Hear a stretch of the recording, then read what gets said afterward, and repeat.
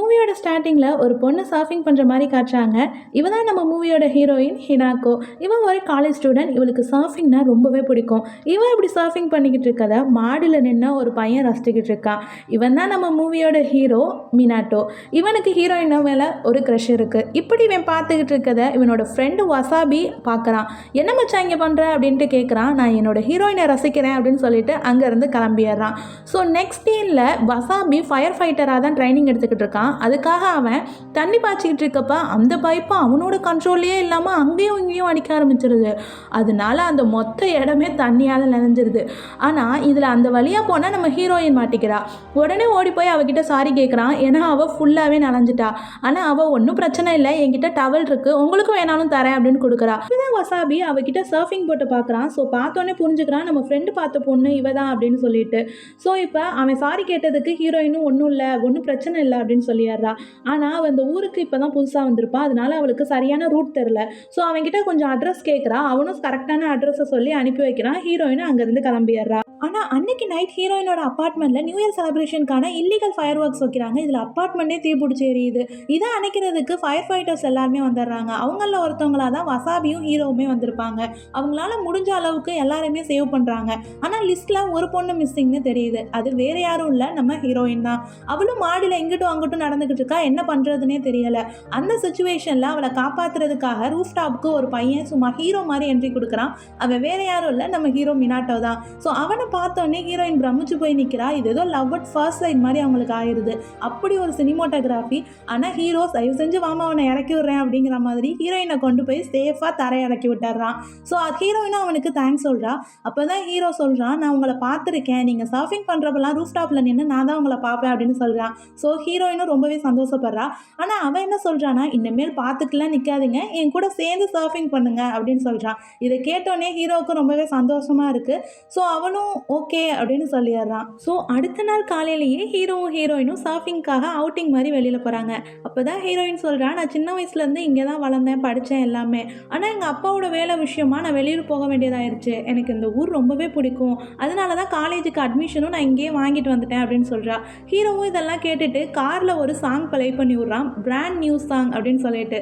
இந்த சாங் ஹீரோயினுக்கு ரொம்பவே ஃபேவரட்டான சாங் ஆகுது. இது ஹீரோவுக்கு இப்போ பிடிச்சி போய் ரெண்டு பேருமே பாடிக்கிட்டு ஜாலியாக பீச்சுக்கிட்ட போகிறாங்க.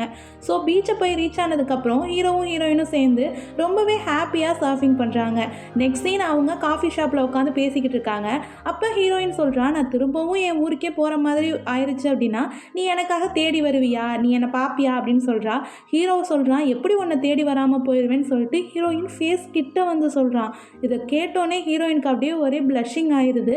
அவள் ஒன்றுமே சொல்ல முடியாமல் சரி அப்படின்னு சொல்லிட்டு அந்த இடத்துலேருந்து போயிடுறா. இப்படியே அவுட்டிங் டேட்டிங்னு சொல்லிட்டு அவங்களுக்குள்ள கொஞ்சம் கொஞ்சமாக நெருக்கம் அதிகமாகி அவங்க ரெண்டு பேரும் ஒரு கட்டத்தில் லவ் பண்ண ஸ்டார்ட் பண்ணிடுறாங்க. ஹீரோயினும் ஹீரோவை தன்னோட பெஸ்ட் ஃப்ரெண்டுக்கு இன்ட்ரடியூஸ் பண்ணி வைக்கிறா. அவளும் சரி சரி லவ் பண்ணுங்க அப்படின்னு சொல்லிடுறா. இப்படியே காலங்களோடுது. கிறிஸ்மஸும் வந்துடுது. அவங்க கிறிஸ்மஸ் செலிப்ரேஷனுக்கு ஒரு டவருக்கு போகிறாங்க. இந்த டவர் ரொம்பவே ஸ்பெஷல். லவ்வர்ஸ் எல்லாருக்குமே அவங்களோட நேம் எழுதிடுவாங்க. அதே மாதிரி அவங்க என்ன விஷ் பண்ணுறாங்க, என்ன சொல்ல நினைக்கிறாங்களோ அதை ரெக்கார்ட் பண்ணாங்க அப்படின்னா நெக்ஸ்ட் இயர் அதை வந்து அந்த டவரில் சொல்லுவாங்க. இது மாதிரி ரொம்பவே விசேஷமாக அந்த டவரில் கொண்டாடுவாங்க. இதனால லவ்வர்ஸ் எல்லாருக்குமே அது ரொம்ப பிடிக்கும். சொல்லப்போனால் ஹீரோயினுக்குமே இந்த விஷயம் ரொம்பவே பிடிச்சி போயிடுது. அவள் இதே மாதிரி நம்ம நெக்ஸ்ட் இயரும் இங்கே வரணும் அப்படின்னு சொல்லிட்டு ஹீரோட்ட சொல்கிறா. ஹீரோவும் கண்டிப்பாக அப்படின்னு சொல்கிறான். ஸோ அடுத்த நாள் காலையில் ஹீரோயினுக்கு ஒரு மெசேஜ் வருது. ஹீரோ நான் சர்ஃபிங் பண்ண போகிறேன் அப்படின்னு சொல்லி மெசேஜ் பண்ணியிருக்கான். ஹீரோயினுக்கு கோவம் வந்துடுது. எப்போவுமே நம்மளை விட்டுட்டு போக மாட்டானே, தனியாக போகவே மாட்டான், இன்றைக்கி என்ன போயிருக்கான், நானும் வரேன்னு சொல்லிட்டு அவளும் சர்ஃபிங் பண்ணுறதுக்காக கடல்கிட்ட போகிறா. ஆனால் அங்கே போனோடனே அங்கே நிலைமையே வேறு மாதிரி இருக்குது. ஏன்னா நிறைய போலீஸ் எல்லாம் நிற்கிறாங்க. இதை பார்த்தோன்னே ஹீரோயினுக்கு ஒன்றுமே புரியலை. அந்த இடமே கூட்டமாக இருக்குது. அங்கே தான் ஹீரோவோட சர்ஃபிங் போட் உடஞ்சி கிடக்கிறத பார்க்குறா.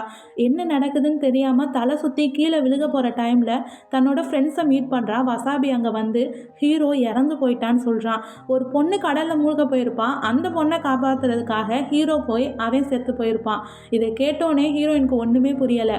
சடனாக அவன் டெத் ஆகவும் ஹீரோயின் ரொம்பவே பித்து பிடிச்ச மாதிரி ஆயிடுறா. நம்மளால தான் எல்லாம் ஆச்சு அப்படின்னு நினைக்கிறா. வர கால்ஸை கூட அட்டன் பண்ண மாட்டேங்கிறா. அவள் தனியாக ஒரு அப்பார்ட்மெண்ட் எடுத்து குப்பை மாதிரி கிடக்கு அங்கே தங்கியிருக்கிறா.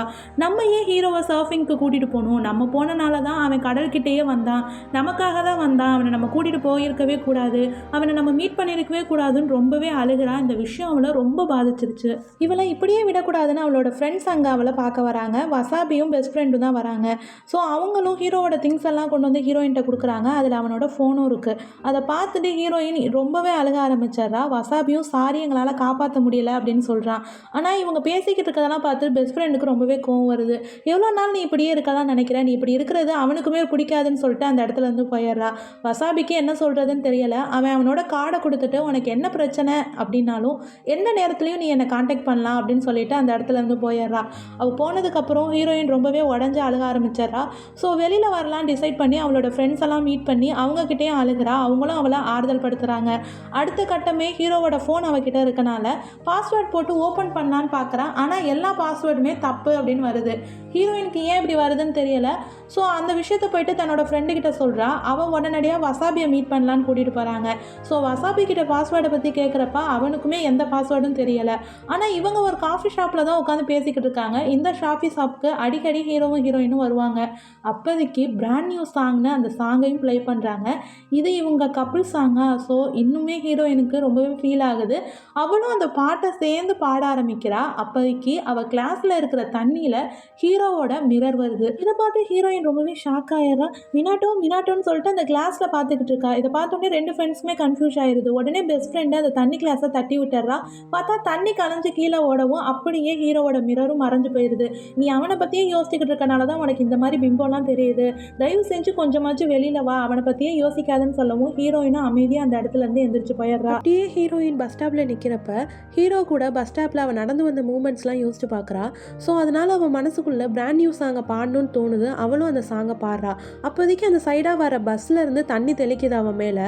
அந்த தண்ணியில் ஹீரோவோட உருவம் தெரியுது. இதை பார்த்தோன்னே ஹீரோயின் அப்படியே ஆச்சரியமாகி போயிடுறா. ஸோ அவளுக்குள்ள ஒரு சந்தேகம் வர ஆரம்பிச்சிருது. நம்ம எப்போல்லாம் பிராண்ட் நியூ சாங்கை பாடுறோமோ அப்போல்லாம் ஹீரோ நம்ம கண்ணுக்கு தெரியுறான், முக்கியமாக அவனோட உருவம் தண்ணியில் தான் தெரியுது அப்படிங்கிறத அவள் புரிஞ்சுக்கிறா. இதை தன்னோட ஃப்ரெண்ட்ஸ் கிட்ட போய் சொல்கிறா. ஆனால் அவங்களாம் நீ ஆலுசினேஷனில் இருக்கிற, இந்த மாதிரி யோசிக்காத அப்படின்னு சொல்லிடுறாங்க. ஹீரோயினும் ஃப்ரெண்ட்ஸுங்கள்ட்ட உண்மையை நிரூபிக்கணும்னு சொல்லி அவங்க லவ் சாங்கை ஒரு பாலத்துக்கு கீழே நின்று பாடுறா. அப்போ அந்த தண்ணியில் ஹீரோவோட ஃபேஸ் தெரியுது. அதை கேப்சர் பண்ணலான்னு ஃபோன் எடுக்கிறா. ஆனால் ஃபோன் தண்ணிக்குள்ளே விழுந்துடுது. டக்குன்னு ஹீரோ தான் ஒரு வெள்ளம் மாதிரி உருவாக்கி ஃபோனை ஹீரோயின் கையிலேயே கொடுத்துட்றா. ஆனால் இதை பார்த்த ஹீரோயின் டக்குன்னு ஹீரோவை பார்க்க தண்ணிக்குள்ளே குதிச்சிட்றாளா. அப்புறம் ஹீரோயினும் மீட் பண்ணிக்கிறாங்க. வீட்டுக்கு வந்ததுக்கப்புறம் ஹீரோயின் ஒரு கிளாஸில் தண்ணியை வச்சு அதில் ஹீரோ கிட்ட பேசுகிறா. இதெல்லாம் எப்படி என்னால் நடக்குதுன்னு நம்பவே முடியலை அப்படின்னு சொல்லிட்டு. ஹீரோ நான் எப்பவும் உன்னை விட்டுட்டு போக மாட்டேன்னு சொல்லியிருந்தேன்ல, அதனால தான் அப்படின்னு சொல்கிறான். அன்னையிலேருந்து ஹீரோயின் வாட்டர் பாட்டிலுக்குள்ளே தண்ணியை வச்சுக்கிட்டு எங்கே போனாலும் ஹீரோவை கூடயே கூட்டிகிட்டு போகிறா. அவள் போகிற இடத்தெல்லாம் தண்ணி இருக்குது. பத்தாவதுக்கு ஒரு பெரிய டால்ஃபின் மாதிரி தண்ணியை நிரப்பி அது கூட ஹீரோவை வச்சுக்கிறா. அவங்க எல்லா டைமுமே முன்ன மாதிரி ரொம்பவே ஜாலியாக ஸ்பெண்ட் பண்ணிகிட்ருக்காங்க. ஒரு நாள் ஆர்ட் கேலரிக்கு போகிறப்ப ஹீரோயின் டக்குன்னு தடுக்கி விழுக போவா. ஹீரோ அவளை பிடிக்கணும்னு நினப்பான். ஆனால் அவனால் அதை பிடிக்க முடியாது. அதனால் அவள் ரொம்பவே ஃபீல் பண்ணுறான். இன்னொரு பையன் தான் ஹீரோயினையை மேலே தூக்கி விடுறான். இதை பார்த்து ஹீரோவுக்கு இன்னமுமே வருத்தமாயிருது. அட் த சேம் டைம் வசாபியும் ஹீரோயினோட பெஸ்ட் ஃப்ரெண்ட் யாக்கோ கிட்ட இப்போல்லாம் என்னன்னே தெரில, ஹீரோயின் ஒரு பலூனை வச்சுட்டே சுற்றிட்டு இருக்கா, எதிர்த்தாப்புல யார் இருந்தாலும் கண்டுக்க மாட்டேங்கிறா, அவள் தனியாகவே பேசிகிட்டு இருக்கா, அவள் ரொம்பவே வியாழாக நடந்துக்கிறா, இதெல்லாம் பார்க்குறப்ப எனக்கு ரொம்பவே கஷ்டமாக இருக்குது அப்படின்னு சொல்கிறான். ஆனால் யாக்கோ கரெக்டாக கேட்குறா, நீ என்ன ஹீரோயின் பின்னாடியே சுற்றினியா, அவளை ஃபாலோ பண்ணிகிட்டே இருந்தியா, இவ்வளோ விஷயத்த கலெக்ட் பண்ணியிருக்கா அப்படின்னு சொல்லிட்டு. அப்போ தான் வசாபி ஒரு உண்மையாக சொல்கிறான். என்னன்னா ஹீரோயின் மேலே அவனுக்குமே ஒரு க்ரஷ் இருந்திருக்கும். ஹீரோ எப்போவுமே ரூஃப் டாப்பில் நின்று ஹீரோயினை பார்ப்பான்ல, அது மாதிரி தான் வசாபியும் பார்த்துட்டு இருந்திருப்பான். ஸோ அவனுக்கும் ஹீரோயினை ரொம்ப பிடிச்சிருக்கும்.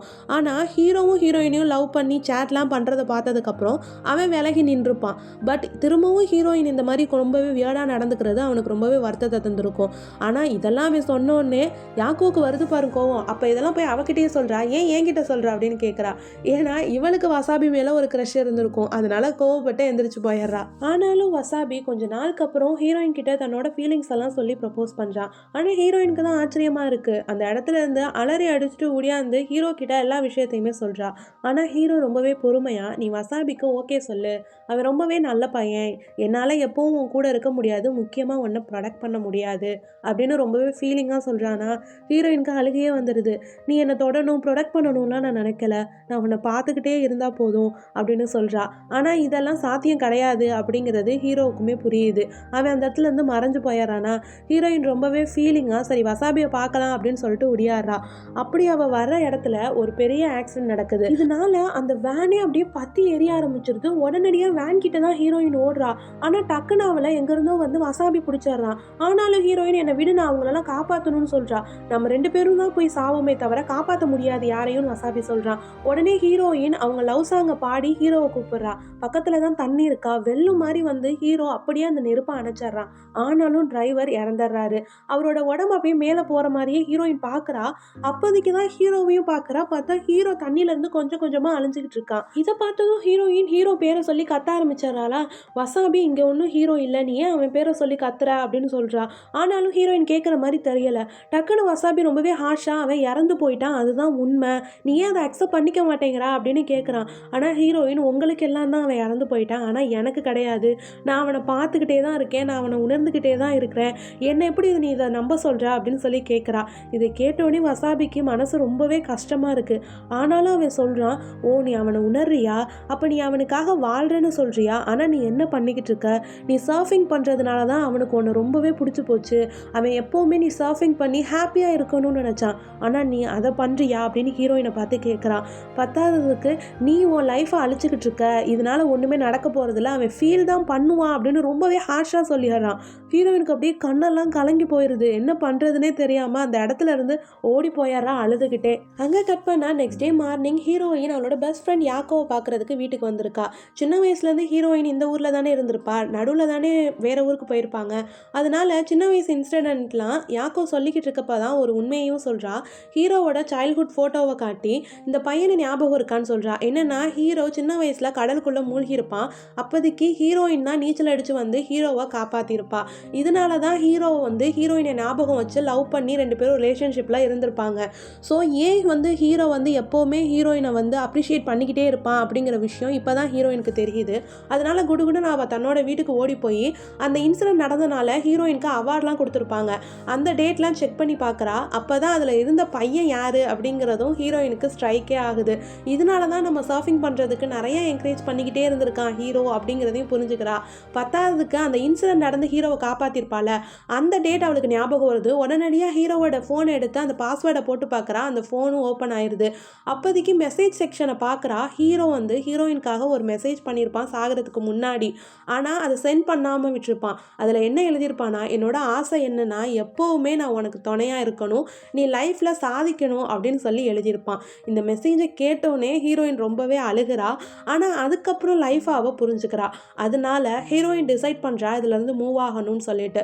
அப்படியே கொஞ்ச நாள் கழித்து காட்டுறாங்க. ஹீரோயின் ஆன்லைனில் ஜாப்ஸ் எல்லாம் பார்த்துட்ருக்கா. இது வந்து ரெஸ்கியூ பண்ணுற மாதிரி ஒரு ஜாப். ஹீரோ வந்து ஃபயர் ஃபைட்டர் ஆயிருப்பான்ல, அது மாதிரி ஹீரோ வந்து ஒரு ரெஸ்கியூ பண்ணுற ஜாப்பில் ஜாயின் பண்ணிடுறா. கொஞ்ச நாளுக்கு அப்புறம் வசாபியும் யாக்கோவும் பேசிக்கிட்டு இருக்காங்க. இந்த டைமில் வந்து யாக்கோ வசாபி கிட்ட தன்னோட ஃபீலிங்ஸ் எல்லாத்தையும் சொல்லிடுறா.